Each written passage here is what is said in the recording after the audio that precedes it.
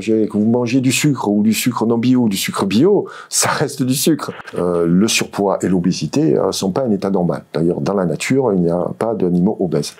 J'ai pris un coup de vieux là. On est en euros. Donc, comment on peut accepter ça dans le pays de l'agriculture? C'est nous le plus gros producteur européen agricole. Plutôt que de se disputer sur les choses qui nous séparent, rassemblons-nous sur les choses que l'on a en commun, les combats que l'on a en commun.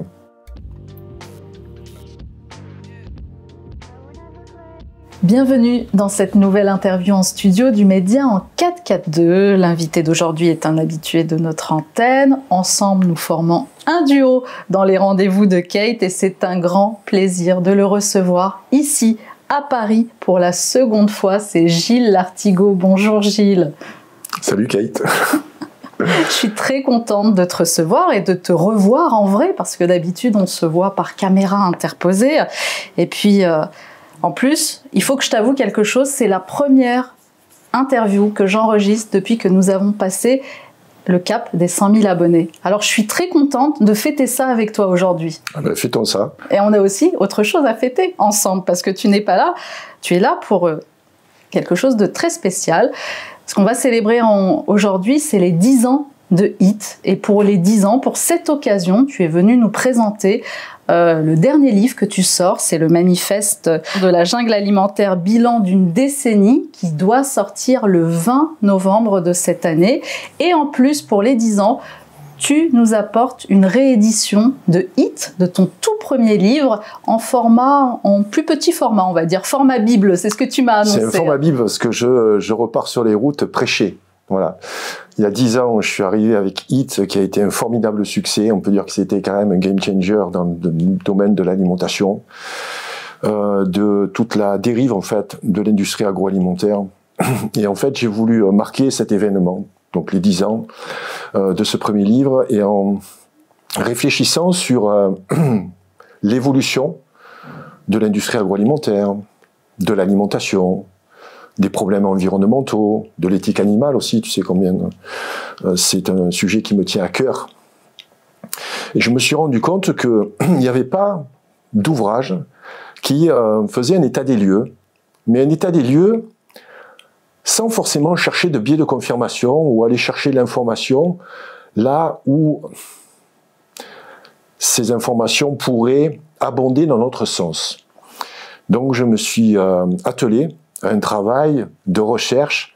C'est un peu comme si je retournais à l'université. Alors, je suis pas un féru, en fait, d'études secondaires. Hein. Je suis plutôt un autodidacte. Et j'ai fait un travail qui est un travail un petit peu d'universitaire. Hein. Je suis allé chercher des chiffres et pour dresser, en fait, un bilan, faire cet état des lieux avec des chiffres, des faits. Et contrairement à mes 2 premiers ouvrages, où je mettais beaucoup d'émotions, aussi de sentiments, donc j'écrivais aussi dans ce sens pour alerter les personnes sur les dérives de l'agroalimentaire et la maltraitance que nous faisons notamment aux animaux d'élevage. Et contrairement donc à ces 2 premiers livres, là, j'ai mis mes émotions de côté.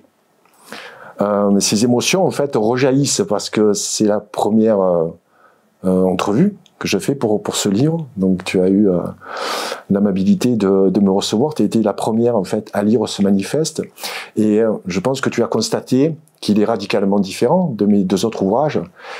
Et en fait, je suis très fier de sortir ce manifeste parce que d'une part, personne n'a fait ce travail et de mettre ses émotions de côté, également ses convictions pour faire une analyse froide et lucide pour justement permettre à toutes les personnes venant d'horizons différents, et on reviendra sur la politisation qu'on a fait par exemple de la cause animale, donc en essayant de rassembler ces personnes-là, en étant, comme je l'ai toujours été, une main tendue. Donc voilà, ça s'appelle la jungle alimentaire, bilan d'une décennie, puisque il était sorti en 2014, nous sommes en 2024. Qu'est-ce qui s'est passé en 10 ans? Alors merci déjà tout d'abord de ta confiance, effectivement, puisque voilà, c'est la première fois que tu viens présenter cet ouvrage. Et puis tu vois juste à côté de toi, on a mis en évidence tous tes livres, HIT, Le premier, comme tu l'as dit, qui a été publié en 2014. Alors, c'est Hit Chronique d'un fauve dans la jungle alimentaire. Hit 2, pour lequel tu étais venu d'ailleurs nous présenter Hit 2 des morts et des vivants, qui a été publié en 2017. Exact. Et puis le DVD, tu vois, le DVD Live Collector, qui lui est sorti en 2016. Qu'est-ce que tu fais? Quel est le constat que tu peux dresser au bout de 10 ans? 10 ans que toi, tu es un expert en nutrition. Ces 10 ans où effectivement tu as mis beaucoup d'affect, beaucoup d'émotionnel, beaucoup de témoignages aussi. Dans les 2 premiers livres, c'était des témoignages, des interviews, des constats. Je me souviens très bien. Et quel est ton constat 10 ans après de la situation alimentaire? Tu vois, dans ce manifeste, il y a 7 points. J'aime beaucoup le chiffre 7. Donc le premier, c'est le point sur l'industrie agroalimentaire. Il y a beaucoup de choses à dire sur l'industrie agroalimentaire. Je pense qu'on reviendra, si tu veux, sur les points rapidement. Deuxième point, c'est bien entendu la santé, le rapport entre ce que l'on mange et notre santé, qu'elle soit physique ou mentale. Hein. Il y a également la souveraineté alimentaire. Il y a bien sûr l'élevage intensif. Il y a également l'éveil de conscience. Et en fait, le bilan, pour résumer, il est assez contrasté. Parce que l'industrie agroalimentaire a continué, je dirais dans la dérive. Pour moi, la dérive, ce sont les produits ultra transformés. Et quand je vois un Robert Kennedy qui, avec un discours comme ça flamboyant, dit nous, Américains, nous sommes malades, 1, à cause de l'alimentation, et 2, à cause des toxines qui se trouvent dans l'air, l'environnement, etc., je me dis, mais c'est la postface, en fait, de mon livre, du premier livre. Et donc, ça me réjouit d'avoir été un des premiers, il y a 10 ans, à alerter sur ces problèmes-là. Alors, quelquefois, j'ai pu être un petit peu moqué, mais pas tant que ça, parce que je pense avoir fait des émules, puisqu'aujourd'hui, il y a beaucoup de personnes qui parlent donc d'alimentation, de nutrition. Tu as dit que j'étais un nutritionniste, et c'est pas forcément le cas. Moi, je suis plutôt un analyste, je me positionne plutôt comme... expert en nutrition, j'ai pas dit nutritionniste, c'est pas la même chose. Tu as raison de préciser expert en nutrition, puisque nous produisons ensemble, donc sur le Média 442, des petites capsules. Et tu vois l'intérêt de ces capsules, je pense qu'on en parlera à la fin, parce qu'en fait, la solution, c'est ça, en fait. C'est l'information qu'on va trouver dans ces capsules. Et donc le bilan est très contrasté parce que il y a une dérive comme ça, donc à cause de cette industrie agroalimentaire, de l'agriculture intensive. On parlera de la PAC, on parlera justement des aides que reçoivent les agriculteurs, mais en fait il y en a qui se gavent. C'est en fait les plus gros exploitants. Il faut savoir que les plus gros exploitants, il y a 20% d'exploitants terriens qui possèdent 80% des terres. Donc en fait il y a des agriculteurs qui s'enrichissent avec la PAC. La PAC, donc, c'est le financement qu'on reçoit de l'Europe, hein, qui est le plus gros budget européen. C'est 30% de budget. C'est la politique agricole commune. Excusez-moi, oui, politique agricole commune. Et donc, la France est celle qui prend la part du lion, en fait. Mais la répartition, en fait, on va subventionner les gens qui nous rendent malades. Et on n'aide pas des petits agriculteurs, comme mon ami Pierre-Guillaume Mercadal, qui reçoit très peu de subventions et qui produit en fait donc du cochon biologique. Et en fait, il y a tout un tas de petits éleveurs qui ne reçoivent pas beaucoup de subventions. Et en fait, il y a un déséquilibre. Donc, cette industrie, que ce soit l'alimentation ultra transformée, avec 10 multinationales quand même, qui ont quasiment 70% du marché alimentaire, boissons y comprises. Donc, on voit qu'il y a un déséquilibre. En tout cas, cette dérive-là est un petit peu, je dirais, contrebalancée par, j'ai appelé ça l'éveil de conscience. Alors, c'est peut-être, je dirais, un mot qui est un peu galvaudé aujourd'hui, c'est une image qui est galvaudée. Hein, il y a les éveillés et les autres. Hein, il y a ceux qui regardent les médias 442 et les autres, par exemple. On a dit qu'on restait sérieux pendant cet échange. Mais... Tu vois ce que je veux dire. Donc voilà, les gens qui s'informent et puis d'autres voilà qui vont rester dans le moule. Et je vois qu'en 10 ans quand même il y a eu des gens qui ont fait de belles choses. Il y a eu des documentaires donc sur le sujet. Il y a eu même des partis politiques, on y reviendra, qui se sont emparés, je demande, de cette cause animale. Il y a eu bien sûr le travail riche de L214, parce que c'est quand même grâce à L214 aujourd'hui, enfin qu'en 2021, on a interdit l'élevage des poules en cage pour produire des œufs. Tu sais ce que c'est la vie d'une poule en cage, hein. Elles sont enfermées donc avec ses congénères, bon, elles n'ont pas d'espace, elles sont sur des grillages, mais c'est juste, c'est une horreur. C'est vraiment des camps concentrationnaires, ce que j'ai décrit dans le tome 1. Et grâce à L214 et d'autres, bien sûr, associations, il y a eu un mouvement de pression où les cages vont être interdites en France en 2025. Et ça, c'est un progrès. Malgré tout, il y a 80% quand même des animaux qui sont élevés dans des conditions concentrationnaires. Donc on appelle ça les élevages intensifs. Et on y reviendra, tu verras, moi j'ai sélectionné sur les 7, j'ai sélectionné quelques points, parce qu'effectivement on ne peut pas tout traiter, et puis c'est aussi laisser aux lecteurs, aux futurs lecteurs, de découvrir ce que tu as écrit et tes recherches, surtout ton constat. Mais moi j'ai une question avant tout. Quel usage tu aimerais que les lecteurs fassent de ce manifeste ? C'est une bonne question. J'ai longtemps réfléchi en fait à ce manifeste, parce que je me dis c'est un travail voilà qui est sérieux. Il y a beaucoup de chiffres.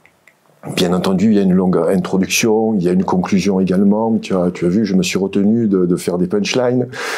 J'ai mis des points clés. J'ai facilité aussi la lecture. Je pense que tu as pu remarquer, il y a des lettres, il y a des passages des mots qui sont en gras. C'est comme si j'avais surligné. Moi, tu sais que j'ai une habitude, je lis toujours en fait avec un stabilo jaune. J'aurais dû vendre un stabilo jaune avec le manifeste, mais on n'en a pas besoin parce que les mots sont surlignés.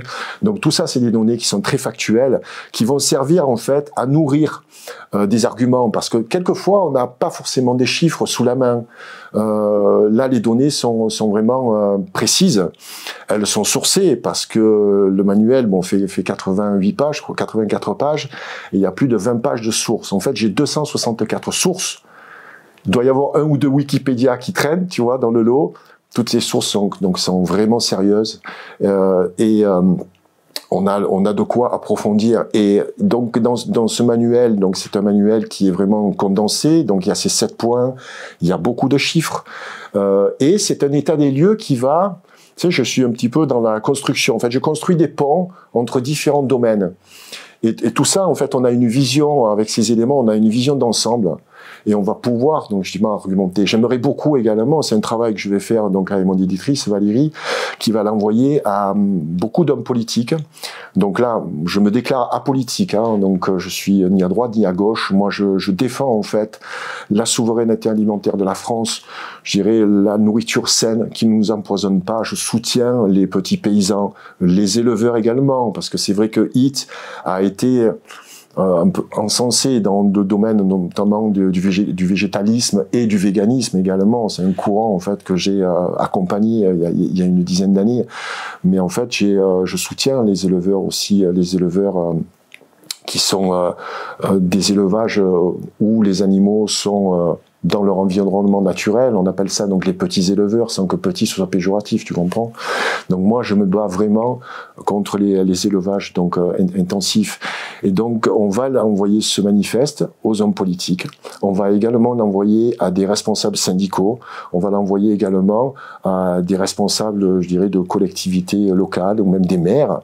Donc, s'il y a des personnes aussi qui veulent transmettre ce livre-là, ce manifeste, je dirais, à leur responsable politique, moi ouvertement, j'ai pas honte de le dire, je pense que le manifeste, ce livre-là est ouvertement politique. Politique bien pensée, c'est-à-dire c'est sans étiquette. Sans étiquette, mais c'est la politique aussi qui nous touche au quotidien. C'est vraiment de notre responsabilité. Quand on voit que la France aujourd'hui importe 20% de sa consommation alimentaire, tandis qu'on pourrait produire 100% de nos besoins, Kate. Donc on préfère exporter. La France est le plus gros producteur aujourd'hui d'œufs européens et c'est le plus gros producteur de bovins. Comment tu expliques que 50% de la production bovine part à l'étranger? En fait, on importe en fait 50% donc des bovins. Je comprends pas, tu vois. Il y a un problème dans notre production en fait. Et je parle pas de l'accord du CETA entre l'Union européenne et le Canada et surtout le Mercosur. Et ça, on va y revenir. On va y revenir. Mais avant de commencer, Gilles, tu as pour habitude de parler des fondamentaux. Alors, c'est l'occasion de nous rappeler quels sont-ils ces fondamentaux Au niveau de l'alimentation, Oui. ben, c'est de manger des aliments non transformés, des aliments de saison, en fait, ce qui ressemble à un vrai aliment, hein, et de se mettre bien sûr à la cuisine, donc de manger sans excès, et surtout de partir du constat suivant. En fait, aujourd'hui, on mange plus par gourmandise que par nécessité. On mange parce que c'est bon au goût. En fait, il faudrait manger parce que c'est bon au goût, évidemment, mais manger par rapport à la qualité nutritionnelle des aliments qui sont dans notre assiette. Et pour ça, il n'y a pas de secret. Vous ne pourrez pas avoir des aliments transformés ou ultra transformés. Tu connais la différence entre aliments transformés et ultra transformés? Non, parce que pour moi, c'est transformé tout court, donc c'est vrai. Alors, l'aliment transformé, si tu veux, ça peut être du pain. Tu vois, c'est un aliment qui a été transformé. Donc, voilà, de l'eau, de la farine, soupçon de sel, etc., un peu de levain, bien entendu. C'est légèrement transformé, tu vois. Mais l'ultra transformé, c'est les céréales. On a parlé tous les deux des céréales, hein, le petit déjeuner. Le petit déjeuner. Aujourd'hui, on empoisonne nos enfants, hein. Je dis ça sérieusement, hein. L'addiction au sucre, et je le démontre dans ce livre-là, c'est la première des addictions. C'est la première cause aujourd'hui de diabète. Tu te rends compte, le diabète a doublé en 20 ans. Le taux d'obésité et de surpoids, un Français sur deux est en surpoids, en obésité. Mais on va rattraper les Américains je dirais, à grandes enjambées, hein. Et toute cette dérive-là, au niveau de notre santé, c'est vraiment causé avec l'addiction qu'on a depuis tout petit, et dès le premier repas du matin, c'est les céréales soufflées. C'est des céréales qui sont extrudées, et l'extrudage, en fait, produit de la glycémie, en fait. Ça augmente l'index glycémique de l'aliment. Donc, vous pouvez aussi manger... On peut citer des marques, ça ne dérange pas? On n'est pas à la télé, donc je pense certaines, que... Ouais. Voilà, donc Kellogg's, quand même, c'est quand même le plus gros producteur mondial de céréales du petit déjeuner, hein. C'est le leader incontestable, hein. Il y a 3 mastodontes américains, hein. Tu sais qu'on a été envahis par les Américains, hein. Ils nous ont libérés en 1944, mais ils en ont profité avec le plan Marshall. On va dire nous sommes les vassaux des Américains. Oui, mais en dehors de ça, je parle pas, je vais pas parler de politique ou d'OTAN, etc. Je vais juste parler d'alimentation. En fait, dans les années 40, on a eu le plan Marshall, qui était le plan Marshall. En fait, c'est les Américains qui ont prêté de l'argent et qui ont même fait des dons, etc. à l'Europe pour qu'elle se reconstruise.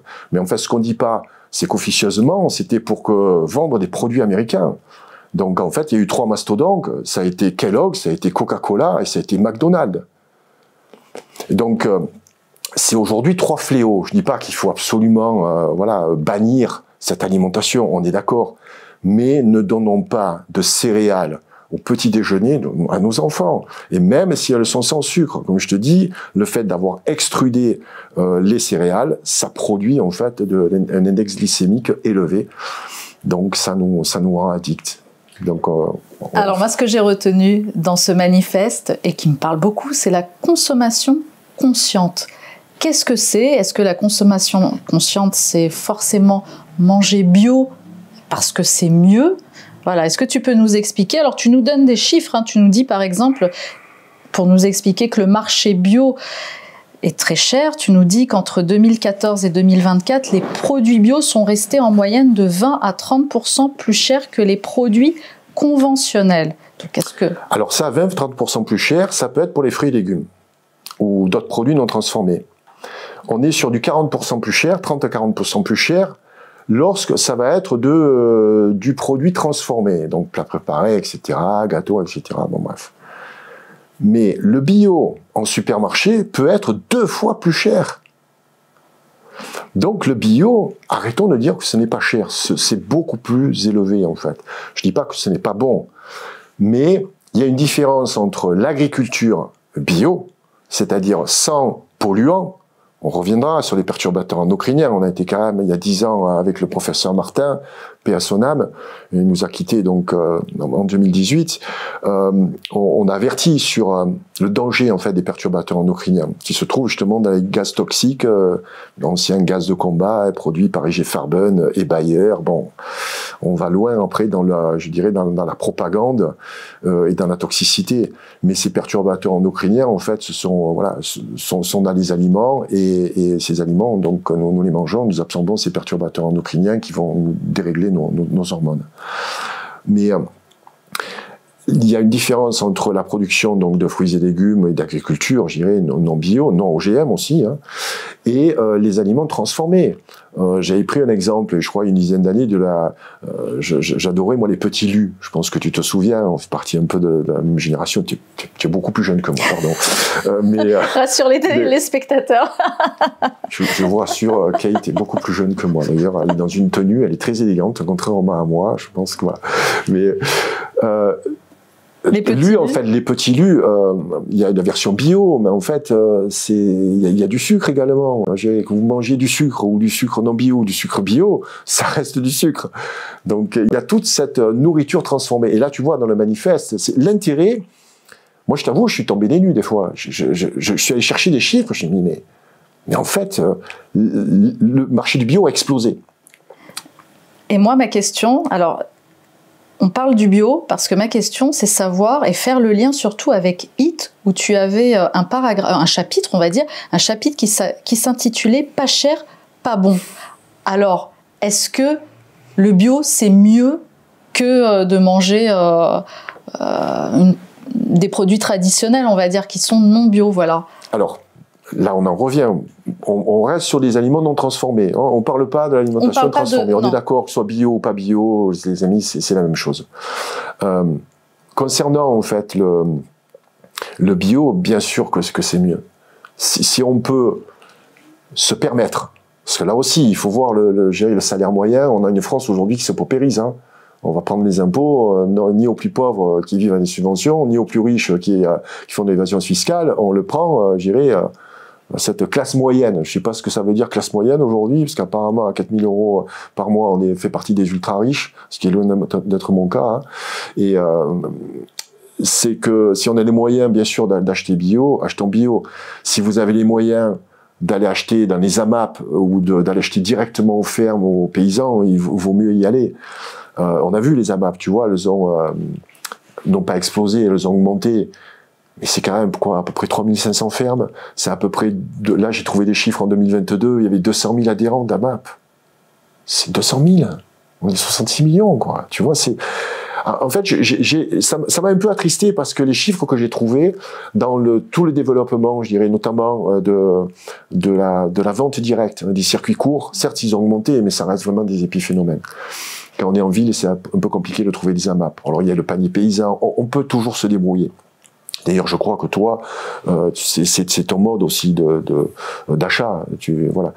Donc, tu vas trouver des aliments directement, des fruits et des légumes et la production directement aux paysans. Mais si on n'a pas les moyens, il vaut mieux manger des légumes, et un petit peu de céréales, etc., même si elles ne sont pas bio, que de manger des aliments ultra transformés. C'est Richard Béliveau, que je cite de nombreuses fois, notamment dans le tome 2, c'est lui qui a mis en évidence les vertus anti-cancer dans les aliments. C'est un professeur à l'université à McGill, hein, à l'époque béni où je vivais encore au Québec. Donc c'est une personne extraordinaire qui disait que il valait mieux manger des fruits et des légumes non bio que de ne pas en manger du tout, hein. Donc, si on peut se le permettre, il vaut mieux prendre des aliments bio non transformés. Attention, ne mettez pas le bio aujourd'hui, on le met un petit peu de partout. Moi, je parle des aliments non transformés. C'est ça, le principal, c'est peut-être de rappeler aux gens qu'aller faire son marché, finalement, ce sera toujours meilleur que de prendre des aliments transformés. Oui. Attention sur les marchés aussi également, parce qu'il y a des marchés, il y a des revendeur également. Pas forcement toujours des paysans, il ne faut pas confondre Paris, je ne connais pas les marchés sur Paris. Sur Paris, on sait très bien qu'ils vont s'approvisionner à Rungis, par exemple. Ouais, voilà. Et donc Rungis, ça arrive de partout. On en parle à l'importation. On en parle à l'importation des poulets ukrainiens, par exemple. Tu vois, la viande. Alors, j'ai été satisfait lorsque j'ai constaté qu'on mangeait moins de viande rouge. Bon, légèrement moins, on est d'accord. Mais on mange quasiment 2 fois plus de poulet. On mange moins de viande rouge, mais beaucoup plus de poulet. Un poulet sur 2 aujourd'hui en France vient de l'étranger. Et on en produit quand même énormément. D'ailleurs, on va donc se sourcer à l'étranger. Donc c'est assez, je dirais, dramatique. Si on achète par exemple là de la volaille, faut essayer d'acheter. Alors si on ne peut pas se permettre d'acheter du bio, parce que là aussi, un poulet bio, ça peut valoir dans les 20-25 francs. J'ai pris un coup de vieux, là. On est en euros. Donc, ça peut valoir 25 €. Tandis qu'un poulet label rouge, qui arrive peut-être à la date limite, parce que là aussi, il y a des réflexes d'achat. Hein. On peut acheter des produits, je dirais, notamment à rabais, lorsqu'ils arrivent près de la date de DLC, la date limite de consommation. Et on peut trouver de la volaille label rouge élevée en plein air sans OGM à 7 € pour un poulet de, je dirais, d'1,5 kg. Donc ça peut rester, tu vois, raisonnable. Mais après, on a des poulets, je dirais, qui sont à bas prix, toute la nourriture, bien entendu, qui provient des fast-foods. Hein. Je pense pas que les nuggets de poulet, ce soit du poulet 100% français. Quoique peut-être il y a certaines enseignes de fast-food qui valorisent en fait. Je sais pas si c'est McDo ou Quick, je me souviens plus. On prend du blé français ou de la volaille française. T'as pas vu ça sur des affiches? Bah, je le vois aussi sur les boîtes de gâteaux. Hein. Par exemple, on parlait des petits beurres, c'est aussi ce qu'ils nous disent. Bah, ça c'est une bonne chose parce que c'est un peu la pression. Hein. Là, je reprends un peu les propos d'Arnaud Montebourg. Hein. Acheter français, acheter français. Et donc ça c'est la pression aussi des associations comme L214, des groupes politiques ou je dirais la pression aussi populaire. Parce qu'il y a quand même une vague végan, hein, il faut le dire, depuis une dizaine d'années. Mais là aussi, quand je suis commencé à creuser, je me dis, wow, en fait, il y a à peine 1% de végétariens. Il y a 1% de végétariens, 0,3% de végétaliens. C'est là aussi végan, végétalien. Tu sais. Alors, c'est quoi la différence entre végétarien? Beaucoup se réclament végan. Végan, en fait, ce n'est pas un mode alimentaire, c'est un combat politique. C'est d'abolir toute exploitation animale. Que ce soit pour le cuir, que ce soit des abeilles, que ce soit toute exploitation animale, dans le vêtement, dans l'alimentation, dans le médical, bien sûr la vivisection. Je suis à fond contre la vivisection. Aujourd'hui, c'est atroce. Quand tu vois des beagles, je préfère pas montrer les images, tu vois, parce que même moi, quand je vois les images de vivisection, c'est encore très dur pour moi, parce que je vois les images dans les abattoirs et dans les élevages intensifs. Les abattoirs, c'est une chose. Les élevages intensifs, c'est autre chose. Parce que un cochon, par exemple, va vivre 6 mois avec ses congénères. Il va manger la wishi, ça pue, c'est une horreur. Il n'a même pas 1 mètre carré pour se mouvoir. Il y a les truies qui sont dans des stalles, la moitié de leur vie, des stalles en fer comme ça, pour pas qu'elles écrasent leur bébé, tu vois. C'est abominable. Et pourtant, 95% des cochons que nous mangeons proviennent des élevages intensifs. Donc quand je vois que les végans aujourd'hui ne soutiennent pas, par exemple, un éleveur comme Pierre-Guillaume Mercadal, qui a mené un combat extraordinaire il y a quelques mois, je pense que tout le monde a suivi cette affaire-là, pour des choix qui sont idéologiques. Je respecte ceux qui suivent des idéologies. Hein. Il vaut mieux en suivre une que pas avoir d'opinion du tout. Hein. Mais voilà, pour moi, ça ne fait pas sens. En fait, il y a une dérive là. Et donc, les végans, sont des gens qui sont des militants. Voilà.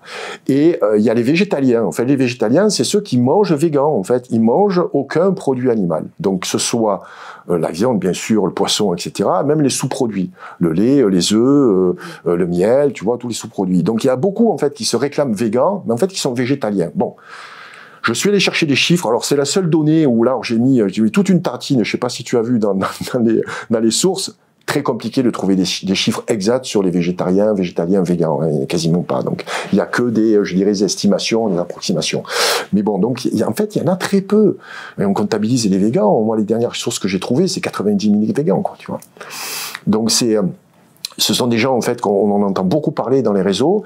Et il y a un combat qui est légitime. Moi, je m'approprie, en fait, ce combat végan pour l'élevage intensif. C'est des gens qui portent, tu vois, vraiment ce combat-là au grand public, mais ils n'ont pas le droit de s'approprier l'amour qu'on porte aux animaux. Tu vois, quand je travaille avec des personnes, souvent des femmes âgées à la retraite, notamment une association qui s'appelle Cani Senior, qui est dans le nord, dans les Hauts-de-France, qui récupère les chiens âgés. Donc j'ai eu mon setter Stella qui avait 12 ans et on l'a gardé 2 ans et demi parce que sa maîtresse était morte et puis cette association l'avait gardé.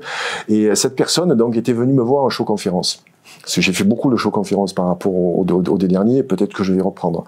Et elle est venue me voir, elle me dit, tu sais Gilles, elle est culpabilisée, elle ne gagne pas beaucoup, elle a une retraite de, je crois, 1 000 € par mois, tu vois, donc c'est vraiment rien, elle achète beaucoup de croquettes, etc. Bon bref, c'est pas l'idéal pour les chiens, mais elle se donne, tu vois, pour sauver ces animaux-là. Elle me dit, tu sais, je mange encore un peu de jambon.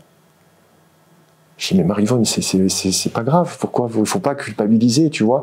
Et combien il y a de bénévoles aujourd'hui dans les SPA qui mangent encore de la viande? Et ces gens-là, il faut pas leur cracher la figure, quand même, tu vois. Donc, il y a l'amour des animaux, il y a l'affect, mais tout ça, ça se mélange, tu vois. Et puis, il y a aussi une dérive, bon, j'en parle, je pense que ça t'a pas échappé, des modes alimentaires extrêmes. Voilà, que ce soit le crudivorisme, etc. Bon, bref. Il y a cette recherche de pureté alimentaire. Et il y a une autre catégorie, moi, qui m'a interpellée, ce sont les flexitariens. Alors, je connaissais pas, sincèrement. Ça veut rien dire en fait, les flexitariens. Alors, pourtant ça apparaît. Alors, on peut dire les chiffres, ça je les ai en tête. Tu vois, je t'ai dit avant l'interview, tous les chiffres aujourd'hui se mélangeaient un peu dans ma tête, mais j'arrive des fois à remettre les choses dans le bon ordre. Aujourd'hui, il y a quasiment 75% de gens qui sont omnivores quand même. Mais il y en a à peu près un peu plus de 20% qui se déclarent flexitariens. Alors, c'est qu'ils vont diminuer leur consommation de viande. 1 fois par semaine, 2 fois par semaine, bon. Pour moi, flexitarien, c'est pas une catégorie. Voilà. Donc, soit on en mange, soit on n'en mange pas. Voilà. Après, il y a les pescotariens, je crois, ceux qui mangent pas de viande, mais du poisson. Que du poisson, ouais. Pas des animaux, mais ils mangent que du poisson. Mais là aussi, il y a poisson. Voilà, moi, je peux soutenir le combat de Paul Watson, je vais pas manger de la baleine, hein, mais je mange les sardines, je mange les maquereaux. Mais est-ce que tu penses que justement, ce genre de catégorie, c'est pas un effet de mode, finalement? Parce que manger de la viande, bon, je sais pas qui aujourd'hui mange de la viande tous les jours, sincèrement, moi, je lance le débat en quelque sorte. Il y en a, j'en connais. Tu en connais? Dans le milieu du sport, j'en connais. Je citerai pas de nom, mais j'en connais. Mais je pense qu'ils sont très, très peu nombreux en réalité. Donc, est-ce que c'est pas un effet de mode, là, flexitarien, il faut mettre, tu sais, aujourd'hui, il faut mettre un nom sur tout. Voilà, on aime bien nous mettre dans des cases, voilà, donc nous positionner dans des cases.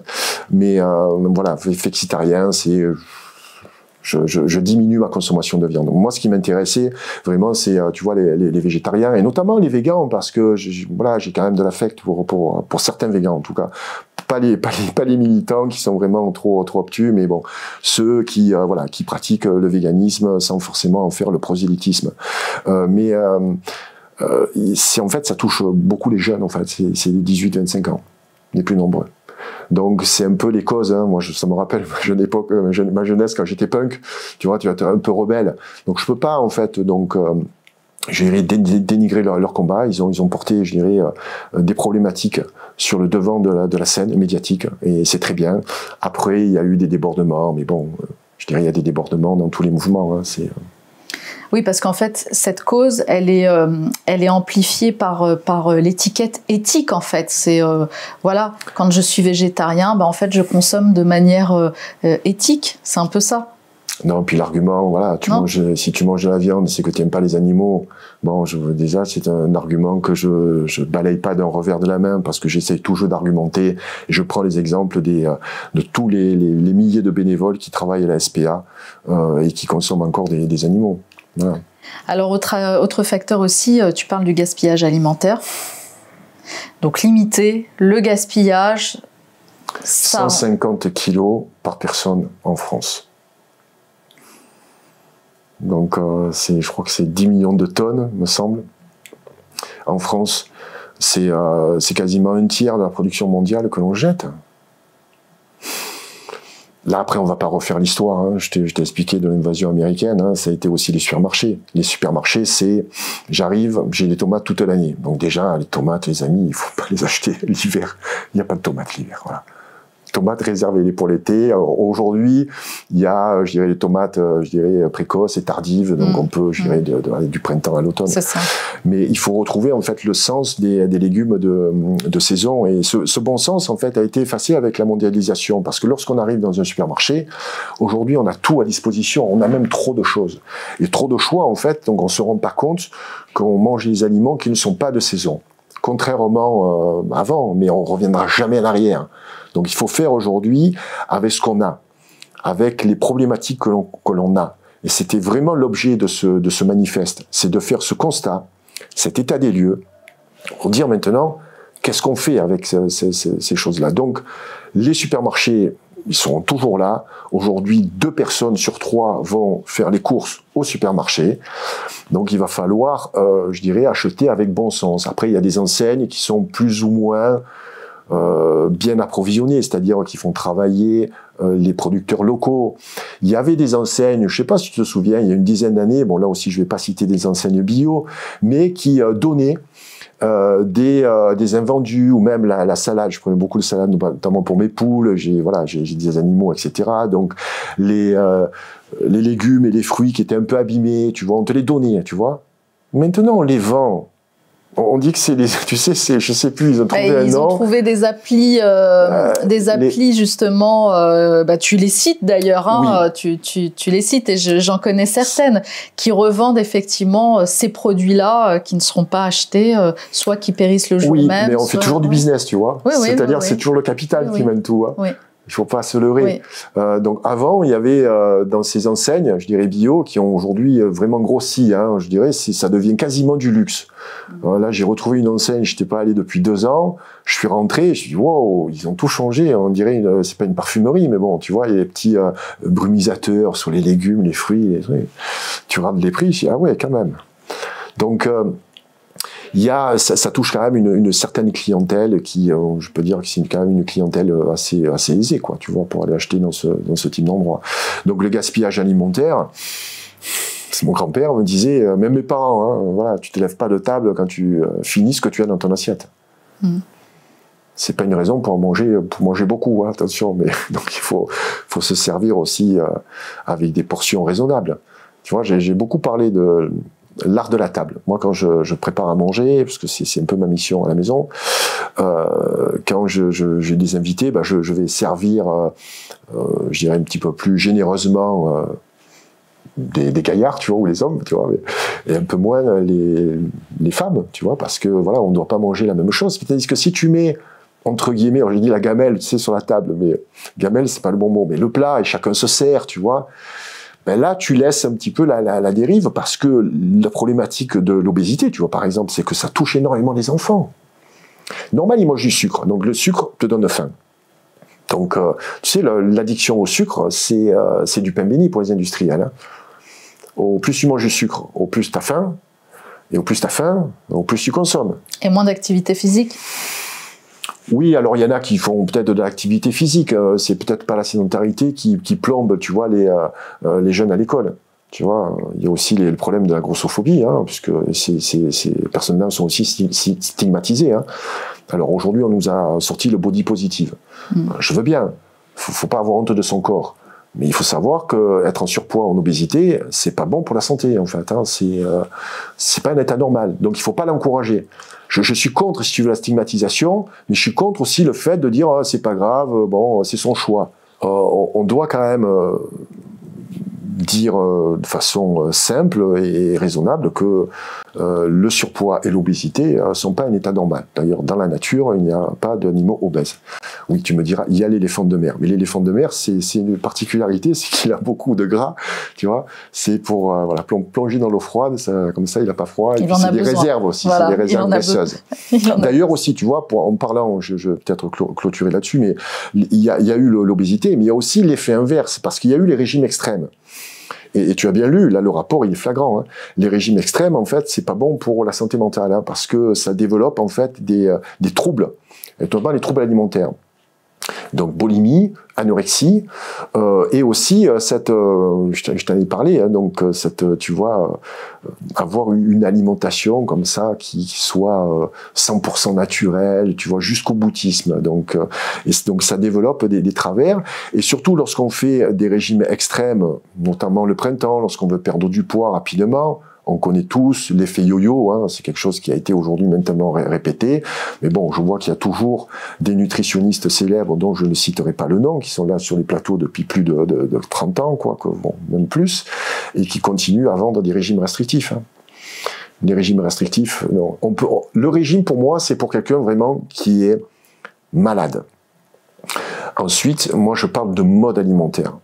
et un mode alimentaire basé sur des aliments non transformés, sur des aliments de saison, beaucoup moins de céréales, beaucoup plus, je dirais, d'aliments sains, que ce soit des protéines animales ou végétales, et surtout de cuisiner, Je pense qu'on a énormément perdu. En fait, ma génération, la génération X, je pense que c'est celle qui a commencé un peu à cuisiner avec le micro-ondes, c'est le micro-ondes, le fameux micro-ondes avec toutes les publicités des années 80, Richard Gottener, avec Liebig, avec les... Mais justement, si on ne fait pas partie des catégories de personnes aisées, est-ce qu'on peut tout de même bien manger?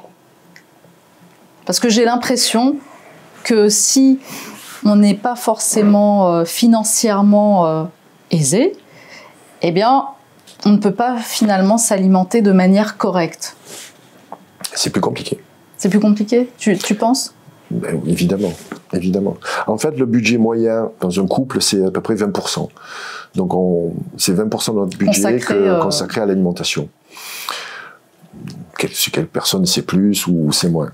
Bon, admettons que quelqu'un est au SMIC, même un petit peu plus. Allez, on va dire 2000 € par mois. Voilà, c'est 400 € par mois. 400 € par mois, bon, c'est par personne, c'est voilà, ça peut être 100 € par semaine. Je dirais ça va vite. Hein. Tu vois, donc il faut faire attention et si on est dans cette dynamique, c'est pour ça que moi je veux vraiment revenir, tu vois, avec Hit, c'est pour ça que je suis très fier de fêter les 10 ans, de sortir cette version, tu l'as beaucoup aimé la version Bible, hein, donc très agréable en main, donc voilà, parce que en fait ce livre est terriblement actuel, je donne beaucoup de pistes en fait dans le premier, tu vois, et c'est en travaillant sur le premier, je me dis, tu sais, je fais un peu partie de ces auteurs qui ont du mal à lâcher leur ouvrage. Je ne veux pas rester tout le temps là-dedans parce qu'on se dit « Gilles Artigot, il n'a plus rien à dire ». Non. Aujourd'hui, j'ai mûri. Tout ce que j'ai dit il y a 10 ans, c'est encore actuel. On peut vraiment s'en servir. C'est une belle base. Et pour moi, mon objectif, c'est de séduire, en fait. C'est de donner envie. C'est pas de culpabiliser, vous faites ce que vous voulez, en fait. Moi, je mène même pas un combat qui je suis pour être, je dirais, celui qui va se dresser tel le Don Quichotte devant, tu vois, l'industrie agroalimentaire. Mais je suis heureux, tu vois, d'embarquer avec moi, comme Papacito, tu vois, sur les élevages intensifs. J'ai fait une interview avec lui où, lui, quand même, c'est aussi un consommateur de viande, tu vois, donc, mais, il est conscient que je dirais, ces élevages intensifs, c'est une abomination. Tu vois, soutenir aussi des petits éleveurs, même si moi, à titre personnel, je consomme pas de viande, mais j'en fais pas le prosélytisme. Tu vois, et je veux pas culpabiliser les autres. On est en droit de manger ce que l'on veut. Je suis contre catégoriser aussi les personnes. Voilà, lui il est végétarien, lui il est végan, lui il est omnivore. Se dit pas devant on est omnivore. Non, il faut manger en conscience. Voilà, manger en conscience et... Mais en ce qui concerne justement la consommation de viande, tu parles de simili-viande. Alors, je pense que tu fais référence surtout peut-être au foie gras, si je me souviens bien. Oui, c'est l'entreprise gourmet qui fait du foie gras. Il y a du simili-viande, il y a aussi la viande cellulaire qui est en train d'apparaître. Tu penses que ce serait une alternative Ah ben, c'est une alternative qui intéresse beaucoup les industriels. Alors moi, quand je vois des végans qui font l'apologie des hamburgers, tu vois... qui sont produits par une firme en fait où le principal actionnaire est Bill Gates, je me dis je tique un peu quand même. Les steaks végétariens. Il y a un des investisseurs, c'est Bill Gates. Il y a aussi Leonardo DiCaprio, parce qu'il y a beaucoup aussi de greenwashing là-dedans. Hein. Genre, oui, c'est bien d'en parler, c'est bon pour la planète, etc. Non, c'est pas bon pour la planète, les amis. C'est pas avec la production de soja qu'on va sauver la planète, tu vois. Mais ce sont des simili carnés qui sont pour moi de l'alimentation ultra transformée. Bien sûr, bien sûr. C'est pas naturel de manger ce genre de choses. Et même si on en revient, bon, je veux pas trop parler du véganisme parce qu'on va croire que je fais une fixation là-dessus. Mais il n'y a pas de civilisation qui ne mange pas d'animaux ou pas de sous-produits animaux dans l'histoire. Peut-être certaines peuplades, et je ne les ai pas trouvées, donc peut-être vous pourriez m'informer si vous avez l'information, mais tu vois, donc c'est pas naturel. Et là, ça doit correspondre à une idéologie. Mais pourquoi je parle de ça, Kate? Parce que pour rester toujours j'aime bien moi être dans le réel, tu vois, j'aime bien être au contact des problématiques. Donc je suis des personnes qui font appel à moi pour les accompagner dans une modification de mode alimentaire. Et je suivais une personne en fait qui était légèrement en surpoids et qui n'arrivait pas à perdre ce surpoids. Et c'était en fait une personne, donc c'était un homme, qui mangeait pas forcément beaucoup en calories, hein, mais il était végan. Et je me suis rendu compte qu'il avait un taux en fait de protéines qui était relativement bas. Parce que là, on va nous dire, oui, mais le végétalisme, on a assez de protéines. C'est pas tout à fait vrai, en fait. Et il y a des problématiques par rapport à l'apport de protéines. Et donc, par rapport à cette personne, j'ai essayé de non pas le convaincre, mais de lui faire comprendre, ce serait bien qu'il réintègre des œufs. Les œufs, il n'a pas eu de problème, tu vois. C'est des œufs de la ferme, etc. Bon, bref. Et je lui ai dit, prends des petits poissons. On est un gros producteur en France quand même, des sardines, des maquereaux, on ne veut pas tuer l'océan, et les sardines des maquereaux, les amis, d'accord? Donc, il était d'accord, tu vois. J'ai dit, écoute, tu testes pendant 2-3 mois, tu vois si tu vas mieux. J'étais persuadé qu'il allait aller mieux avec, tu vois, cette recommandation. Il était prêt à faire le pas, et là, il m'a dit, écoute Gilles, mais qu'est-ce que je vais dire à mes enfants? Je commence ça à tes enfants. Il m'a dit, mais oui, je suis le seul dans la famille à manger végétalien. Depuis 10 ans, je casse les cacahuètes sur le fait de ne pas manger d'animaux. Ma femme, c'est pareil, donc je vais recevoir des moqueries, etc. Et donc là, je me suis rendu compte que, une fois que tu as basculé dans ce monde-là, c'est dur de revenir en arrière, le regard des autres, tu vois, du style, c'est comme quand tu pars à l'étranger, que tu reviens dans ton pays, non, c'était mieux, non, c'est mieux en France, hein, donc... Voilà, donc ils vivent ça un petit peu comme un échec. Il ne faut pas. On va parler de la souveraineté alimentaire, parce que ça fait partie aussi des clés, finalement, de notre avenir, j'ai envie de dire, de notre santé, de notre nutrition. Alors, notre ministre de l'Agriculture, alors ça change à chaque fois, mais là, c'est Annie Genevard, elle est également ministre de la souveraineté alimentaire et de la forêt. Il faut le savoir quand même. Oui, c'est la dénomination du poste. Ouais, ça ne t'a pas échappé. Exactement. Alors tu as rappelé tout à l'heure, hein, tu as rappelé quelques chiffres. Alors, tu nous dis qu'en France, aujourd'hui, on importe 75% des poissons, 56% des ovins, 60% des fruits, 40% des légumes, 35% des volailles et 25% du porc pour notre consommation. Tu l'as répété, tu l'as rappelé tout à l'heure, 10 multinationales contrôlent 75% des produits alimentaires vendus en grande distribution. Le nombre d'exploitations agricoles a chuté de 20%. Et le CETA et le Mercosur suscitent une forte opposition des agriculteurs. Alors, justement, on va parler des agriculteurs, de notre souveraineté alimentaire. La France, elle est dépendante finalement de ses importations. Donc, on l'a vu en fruits, en légumes, en viande. Mais ce qui est dramatique dans ce chiffre-là, il y avait à peu près, je dirais, un petit peu plus de 500 000 exploitations, je crois, agricoles. J'ai plus le chiffre exact en tête, mais on était là à peu près dans les 350 aujourd'hui. Hein. Donc c'est ça, une diminution de 20%. Et déjà en 2014, tu écrivais déjà en France, une ferme disparaît toutes les 20 minutes. Tu l'écrivais en 2014. Ça, c'est dramatique, les amis. Ça, c'est vraiment dramatique parce que ça explique qu'aujourd'hui, je dirais 20% des exploitants ont 80% des terres. Parce que ça prouve que les plus gros, en fait, récupèrent, en fait, les petits. Et là aussi, j'étais vraiment surpris. Je suis pas un spécialiste, je suis pas un syndicaliste agricole, donc c'est pas ma spécialité. Mais j'ai pu voir et constater par les chiffres, hormis on nous parle beaucoup du suicide des paysans, on nous dit 1 tous les 2 jours. Mais c'est pas 1 tous les 2 jours, hein. C'est plus d'1,5 par jour. Ouais, on est à 2, hein, près de quasiment 2, tu vois. Suicides parce que, alors bon, tu vas dire, oui, ça fait 600 paysans, mais c'est pas le plus grave. Le plus grave, c'est que il y a 26% aujourd'hui des paysans qui sont en dessous du seuil de la pauvreté. 26%. Comment on peut accepter ça dans le pays de l'agriculture? C'est nous le plus gros producteur européen agricole. Comment ça se fait qu'on ne paye pas nos paysans? Et les petits? Parce que les gros, je ne me fais pas de soucis pour eux. On est d'accord. Mais les petits, il faut vraiment soutenir ces gens-là. Alors, on ne peut pas avoir d'action politique. Nous, ce qu'on peut avoir à notre niveau, soutenons les actions paysannes. En plus, là, on est en plein dedans. Donc, il faut vraiment soutenir ces gens-là.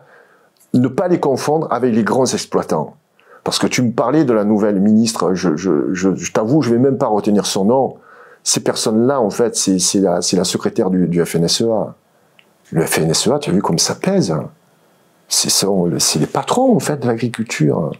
Ils ont toutes les chambres d'agriculture, en fait. C'est eux qui dirigent tout. Les chambres d'agriculture, c'est comme les agences de santé dans la santé publique. Hein.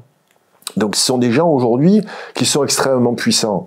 Alors oui, il y a peut-être aussi des petits agriculteurs qui sont à la FNSEA. Je te dis, je suis pas un syndicaliste, je veux pas, c'est pas mon domaine.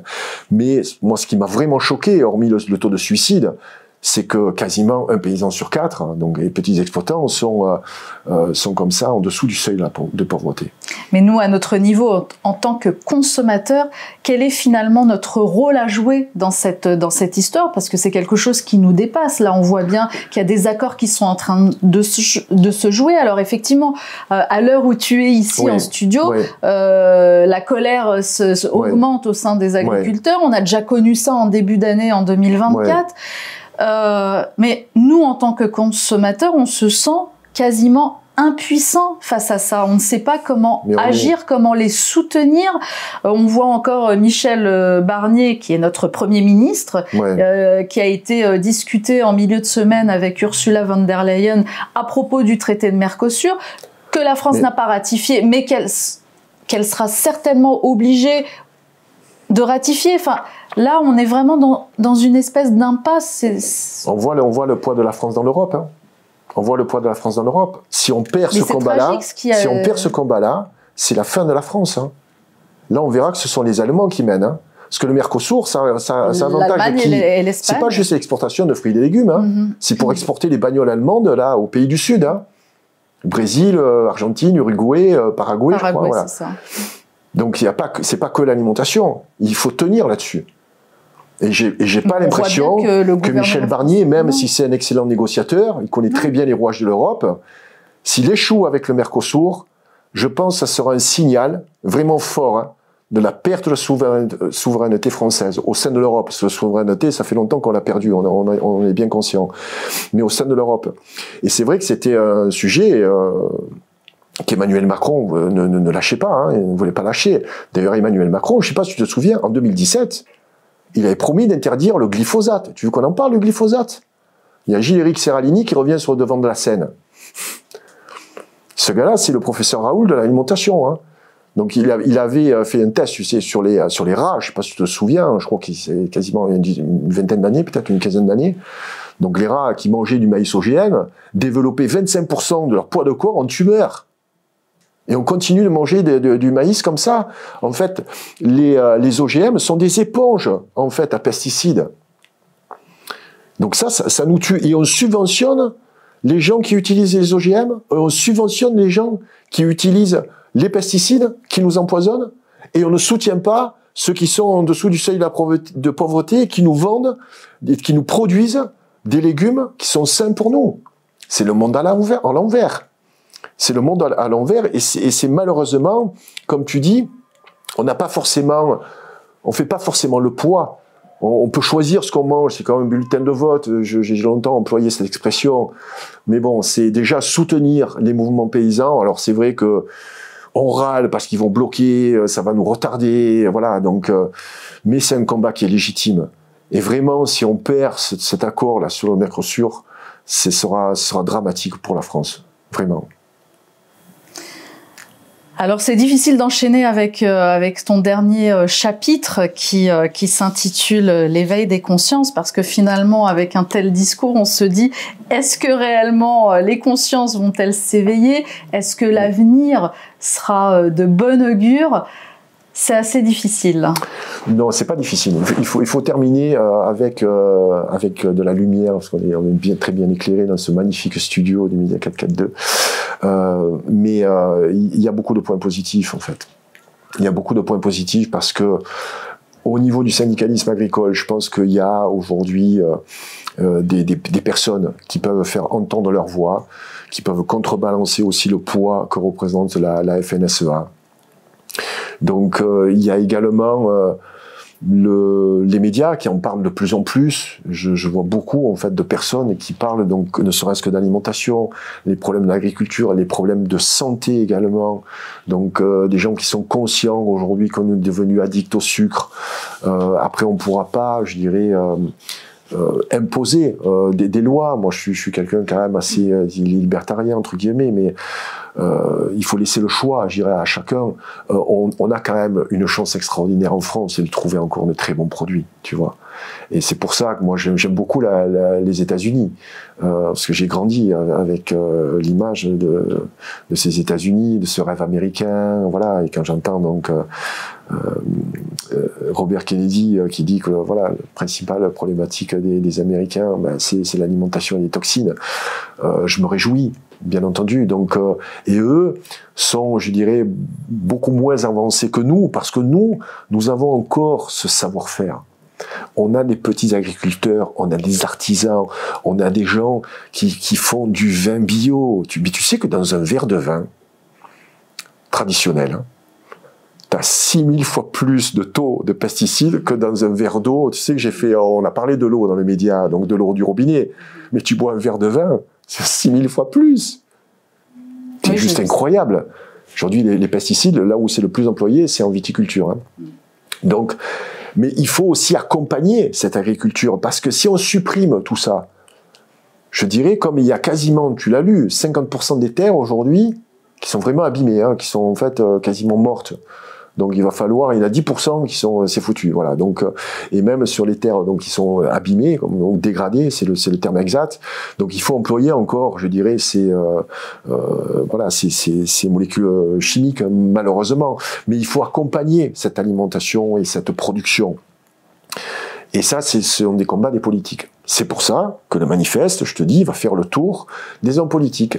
Et je verrai bien qui répond par contre. Et nous, on aimerait bien aussi avoir le même discours que tient Robert Kennedy aux États-Unis. On aimerait bien aussi avoir un personnage comme ça qui tient le même discours en France. Attention aux effets d'annonce également. Parce que je vois le lien qu'il y a aujourd'hui entre l'industrie agroalimentaire, l'industrie pharmaceutique et l'industrie pétrolière. Il y a de très très gros intérêts en jeu. Bien sûr. Donc j'ai bien peur que les annonces aussi de Robert Kennedy soient un peu des chimères. Mais c'est bien, on en parle. Voilà, en tout cas, on en parle.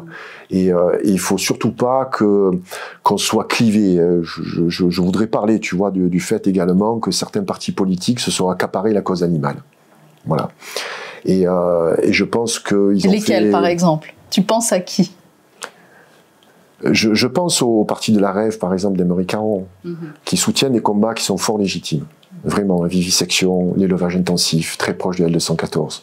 Mais en fait, c'est un parti qui n'est pas, contrairement au parti animaliste, qui va défendre d'autres causes. Et ces causes-là sont pas forcément très populaires dans l'autre camp. Tu sais qu'aujourd'hui, c'est le diviser pour mieux régner, donc il faut être dans deux camps. Pourquoi on peut pas se rapprocher sur des choses qui nous rassemblent, plutôt que de se disputer sur les choses qui nous séparent? Rassemblons-nous sur les choses que l'on a en commun, les combats que l'on a en commun. Faisons fi de nos différences. Je ne sais pas si ce discours sera entendu, tu vois, parce que le clivage est quand même très très fort, d'un camp comme de l'autre. Hein. On montre toujours les exagérations. Hein. Pour moi, j'ai encore la chance de côtoyer ces deux mondes. Je sais qu'il y a des gens raisonnables, de part et d'autre, et donc je fais appel aux gens raisonnables. Voilà. De s'unir et de faire un front. Voilà, parce que là, il ne faut pas perdre de vue que nous vivons dans un pays qui a quasiment fait le monde. C'est un pays qui a 2 millions d'histoire. C'est un pays qui est très riche au niveau de son terroir, mais au niveau de sa gastronomie quand même. Les grands chefs. Eh oui, eh oui. Tu vois, eh oui. Aujourd'hui, j'irais un bœuf bourguignon, tu vois, qui a mijoté dans du vin rouge avec le petit bouquet garni, tu vois, tu vas pas le comparer à un Big Mac, tu vois. Le donut, tu sais, qui soigne de grâce, que tu as acheté au Starbucks, tu vas pas le comparer avec un petit cannelé. Tu sais, les petits cannelés, là, de bordelais, là, qui sont avec le caramel croquant, le cœur moelleux, tu vois, senteur de vanille et de rhum. Non, on a des choses extraordinaires aujourd'hui. On a ce savoir-faire qui, malheureusement, se perd. C'est certaines fois, je dirais malheureusement aussi, c'est une gérer une partie de l'alimentation qui est plutôt excessive au niveau des prix. Ce sont de très belles pâtisseries, tu vois, mais bon, du moment où on mange peu, il vaut mieux manger moins, manger mieux et préserver notre terroir. Voilà, que ce soit les paysans, que ce soit les restaurateurs aussi, les restaurateurs. Mais évitons d'aller au restaurant tout le temps et puis d'aller dans des fast-foods, ce genre de choses. Sans forcément les évincer, tu vois, on va pas faire comme José Bové, tu te souviens à l'époque où il voulait, donc c'était à Millau, avec toute une équipe, non, mais il avait démonté un McDo en fait, et en fait tout ce qui démontait, il le donnait aux automobilistes qui passaient, un qui partait avec une poutre, l'autre des petits boulons, tu vois. Mais c'est des opérations, voilà, c'est des opérations médiatiques. Et ça, c'est une bonne chose. Donc il y a cet éveil des consciences, tu vois, c'est le parallèle que je disais, que je mettais en lumière au début de cet entretien. Donc il y a eu cette dérive donc de cet agroalimentaire business et qui a continué. Mais il y a également, je dirais, l'autre face, c'est cet entre guillemets éveil des consciences qui prend de plus en plus de poids, d'ampleur grâce aux médias comme le vôtre, grâce à d'autres personnes qui vont aujourd'hui porter ce message au plus grand nombre. Mais le choix nous appartient. Et tu vois, je pense que l'alimentation, au sens propre, c'est-à-dire ce qu'on mange au quotidien, c'est vraiment un levier qui est vraiment puissant, tu vois, contre ce diktat de ce système agroalimentaire qui est devenu hégémonique. Mais ça demande plus de temps, plus d'efforts. Voilà, comme je dis, no pain, no gain. Voilà. Le pouvoir est entre nos mains. Pas d'effort, pas de résultat, donc c'est pas facile. Mais une fois qu'on a conscience, l'intérêt c'est qu'on ressent les bénéfices très rapidement. Lorsqu'on clean son alimentation, d'ailleurs j'invite ceux qui nous écoutent, faites le test suivant, dès le matin, vous ne mangez pas de sucre de toute la journée. Voilà. Je parle du sucre transformé, je ne parle pas des fruits ou ce genre de choses. Donc évitez de manger sucré toute une journée, vous verrez que le soir, on a une bien meilleure forme en fait. On est beaucoup plus éveillé, on n'a pas ces coups, je dirais, de barre dus aux hausses de glycémie, tu vois, dans la journée. Donc on a les résultats rapidement, même sur notre corps, tu vois, on se sent bien, on a voilà, bel éclat de peau, tu vois, c'est fantastique. C'est la meilleure des crèmes de beauté, le brocoli, tu savais pas? Le brocoli vapeur, c'est fantastique. J'apprends, je l'apprends aujourd'hui. En tout cas, bien manger, ça devrait être comme être bien informé, tu vois, ça va de pair normalement. Oui, c'est la nourriture, je dirais, intellectuelle, très important, bien sûr. Nourrir le corps, nourrir l'esprit. C'est ce que j'essaye de faire. Eh bien, j'espère que le manifeste de la jungle alimentaire, le bilan d'une décennie se retrouvera dans le plus grand nombre de mains et peut-être même les politiques. Hein. En tout cas, tu nous diras ce que je vous tiendrai au courant. Quel écho ça fera auprès je ne manquerai pas de vous tenir au courant. Je suis très curieux de voir le retour, de voir qui répond. Merci Gilles d'avoir fait le déplacement. Merci d'être venu nous présenter ce petit bijou. Est-ce que je peux te demander une faveur? Dis-moi. Je voudrais juste qu'on se serre la main, qu'on voit un morceau de Kate. Oh, tu sais, on m'a vu plusieurs fois de dos, mais on peut se serrer la main, bien sûr. Alors. Mais Rudy croppera. Merci Kate. Il croppera. Tu sais, tu connais les raisons pour lesquelles je ne me montre pas. Donc, c'est comme ça. Vous avez le privilège, vous les invités, de me voir. Mais, voilà. Mais c'est très agréable en tout cas, et tu fais toujours un excellent travail parce que ça t'a demandé du temps de me lire. Je sais que tu as lu mes 2 livres, que tu as lu également le manifeste. On ne dira pas en plus. Quand je l'ai reçu, on ne dira pas. On ne dira pas. On ne dira pas. Avant-hier en fait. Merci infiniment Gilles, et puis j'étais très contente de te revoir en chair et en os, comme on dit. Plaisir partagé. Voilà. Je vais t'inviter à signer notre livre d'or. Je ne sais pas si il y a 2 ans, quand tu es venu, est-ce que tu avais eu l'occasion de signer? Oui. Voilà. Alors, on réitère. On réitère ça. Bien sûr. Merci Gilles. Merci Kate. À très vite. À très vite.